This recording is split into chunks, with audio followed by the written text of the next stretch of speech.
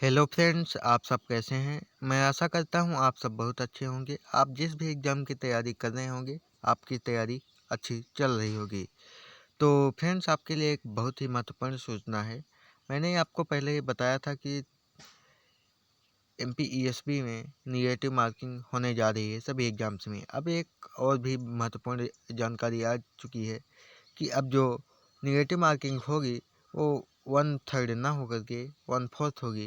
तो इसके अच्छे से समझेंगे, इससे फ़ायदा क्या होगा, इससे नुकसान क्या होगा, ये सारी जानकारी आज मैं आपको इस वीडियो में दूंगा। तो आप वीडियो में लास्ट तक बने रहिएगा। सबसे पहले आप चैनल को सब्सक्राइब कर दीजिए, वीडियो को लाइक कर दीजिए और अपने दोस्तों के साथ शेयर कर दीजिए। तो चलिए शुरू करते हैं। दोस्तों, यहाँ पर देख लीजिए कि ये न्यूज़ कटिंग है भोपाल की। यहाँ पर देख सकते हैं, मध्य प्रदेश कर्मचारी चयन मंडल ने एग्जाम पैटर्न में बदलाव करते हुए किए बड़े फैसले। क्या फैसला हुआ है कि अब परीक्षा केंद्रों में पहली बार केंद्रीय पर्यवेक्षकों की तैनाती। राहत क्या है कि नेगेटिव मार्किंग में 1/4 का व 1/4 का फार्मूला लागू होगा। ये क्या चीज़ है 1/4 का फार्मूला, ये मैं आपको बताऊंगा।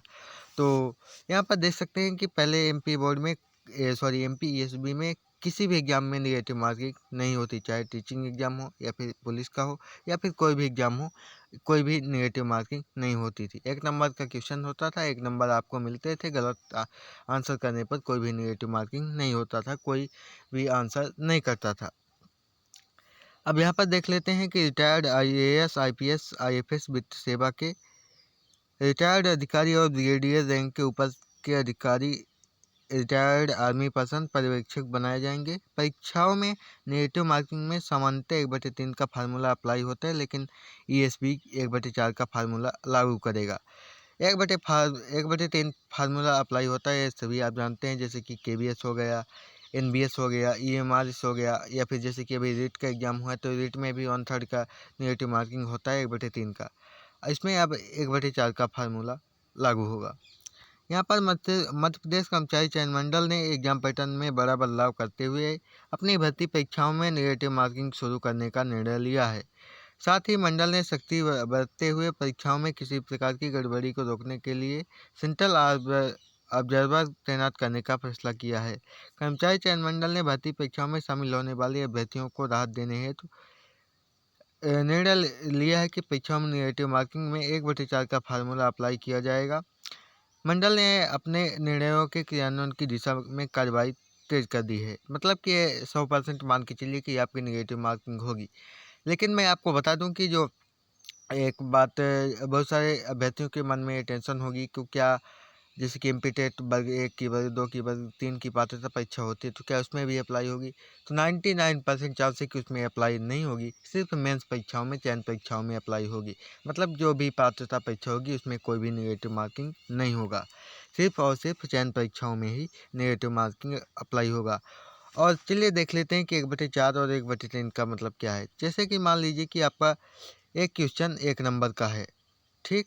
तो अगर आपका 1/3 का नेगेटिव मार्किंग रहती है, तो अगर आप, जैसे कि एक क्वेश्चन आपने सही किया और आपने एक क्वेश्चन गलत कर दिया, तो अगर 1/3 का नेगेटिव मार्किंग रहती तो एक क्वेश्चन का 1/3 कितना होता? 0.33। तो मतलब कि 0.33 आपके अंक काट लिए जाते 1 नंबर में से, जो आपको 1 नंबर मिला था, अगर आपने एक क्वेश्चन गलत कर देते।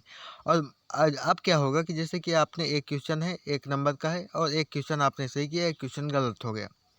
तो क्या होगा कि आपने एक क्वेश्चन, अगर आपने सही किया और एक क्वेश्चन गलत हो गया, तो आपने जो सही किया है उसमें से 1/4, तो 1 का 1/4 कितना होगा? 25, 0.25। तो मतलब कि जो 0.25 अंक आपके 1 नंबर में से काट लिए जाएंगे, मतलब कि 0.75 आपको मिलेंगे।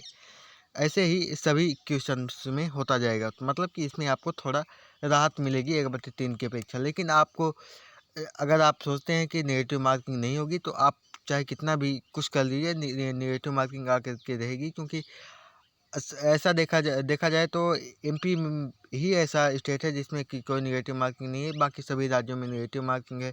सेंट्रल की भी वैकेंसी है। अभी DSSB का आपका एडमिट कार्ड आया है, उसमें भी नेगेटिव मार्किंग है। तो नेगेटिव मार्किंग कोई रोक नहीं सकते। नेगेटिव मार्किंग चाहे इस साल आए, इस साल तो चांस कम ही है, लेकिन 2027 में कन्फर्म है कि आपका आ जाएगा। तो आप अपनी तैयारी को उस लेवल से नहीं, लेकिन आपको थोड़ा डीप में आपको पढ़ना होगा, तभी आपको क्वेश्चन सही कर पाएंगे। पैसा ऐसा नहीं है कि आप पहले की तरह अगर आपको क्वेश्चन नहीं आता है तो भी आप तुक्का लगा के चले आएंगे, पास हो जाएंगे। ऐसा बिल्कुल भी नहीं होगा।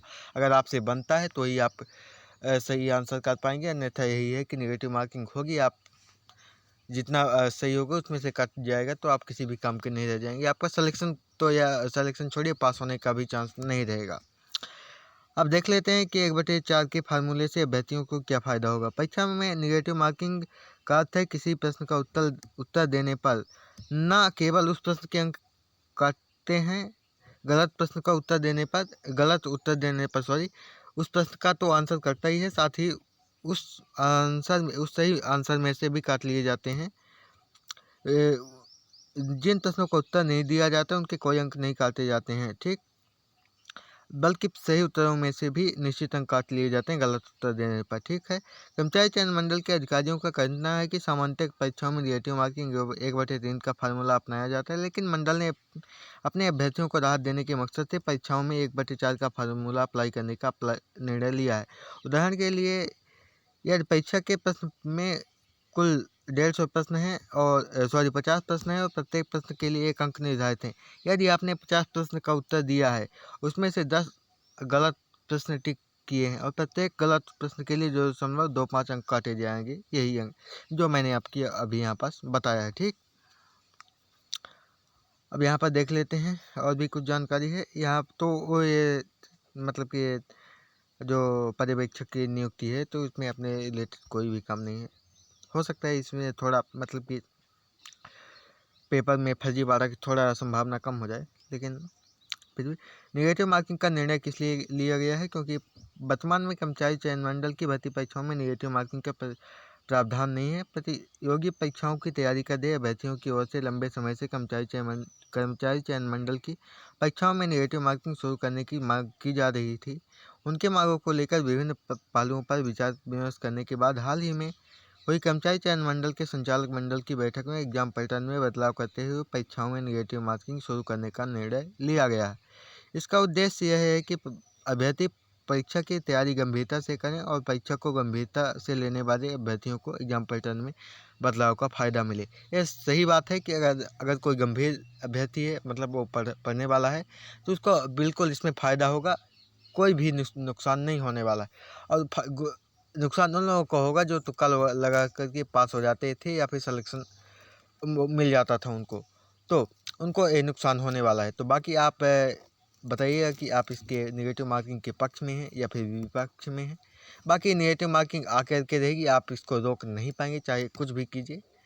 पहले भी नेगेटिव मार्किंग को लेकर संभावनाएं जताई जा रही थी, जैसे कि वर्ग 2 में शायद पात्रता में का नोटिफिकेशन आया था, उसमें हो गई थी, लेकिन बाद में हटा दिया था। लेकिन अब तो इस बार चांस है कि अब चयन परीक्षा में आकर के रहेगी नेगेटिव मार्किंग, पात्रता में होने का कोई चांस नहीं है, ठीक है। तो फ्रेंड्स, यही थी जानकारी। यहाँ पर देख लीजिए, इस साल 5,528 पदों के लिए 11 भर्ती परीक्षाएं होगी। इतने कम पोस्ट के लिए पूरे 1 साल है। 1 साल के लिए टोटल 5,528 पद निकाले गए हैं, बाकी किसी काम के नहीं है जी। तो फ्रेंड्स, यही थी जानकारी। अगर आपको कुछ और भी जानकारी चाहिए तो बताइएगा। बाकी अगर आपको ये PDF चाहिए तो आप इसे टेलीग्राम से डाउनलोड कर सकते हैं। मैं वहाँ से आपको वहाँ पर ये PDF सेंड कर दूँगा। टेलीग्राम का लिंक आपको डिस्क्रिप्शन में मिल जाएगा, आप वहाँ से ज्वाइन कर सकते हैं टेलीग्राम। तो मिलते हैं नेक्स्ट वीडियो में। जय हिंद, जय भारत।